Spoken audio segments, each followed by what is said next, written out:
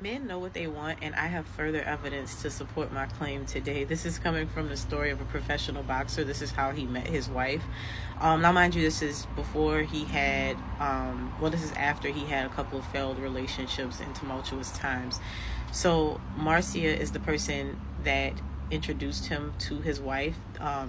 His wife is Marcia's niece.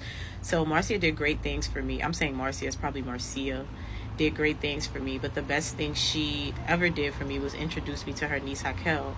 I didn't speak a lick of Portuguese and she didn't speak a lick of English, but her vibe was something I never felt before, and I wanted to explore it further. Our first few interactions went under my family's radar, but her blushes and grins couldn't be disguised.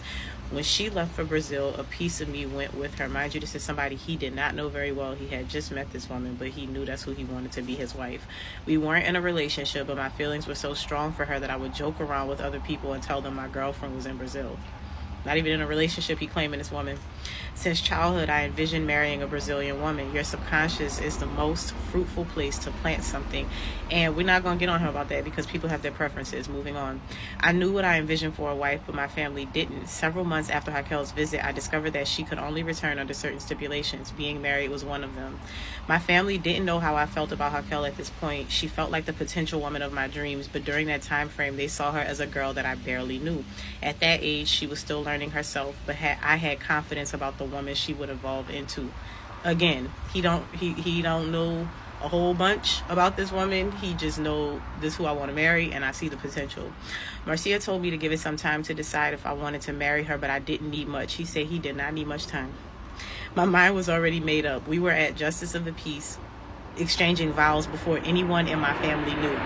And I'm not saying that everybody should do this. What I'm trying to bring to light here is that this man knew what he wanted and he acted on it. He didn't, like, I know some people say, oh, we're waiting until we have money to do the marriage ceremony. We're waiting for this. We're waiting for that. You just make sure that you're not waiting around for somebody that's not really about to do anything, because there are people, this man didn't even really speak the same language as his wife. He didn't speak no Portuguese. She didn't speak no English. But they was destined to be together. They went to the Justice of the Peace and exchanged vows. Sometimes it's best to keep certain blessings to ourselves. I wanted to stand on my own decision without any outside influences. I did what worked best for us and no one else, and that is what's important. Even when I talk about things here and I make generalizations, I think so many people get caught up in trying to make a conversation out of something that should really be something that's very private. The key takeaway here is don't let people waste your time. If you are a woman and you are in a relationship, and this is why I say a girlfriend is not a wife, and there are other, I can read some of those in here. He has some examples of women that he was dating, and quite honestly, they were acting like they were married because, you know, living together, all the things.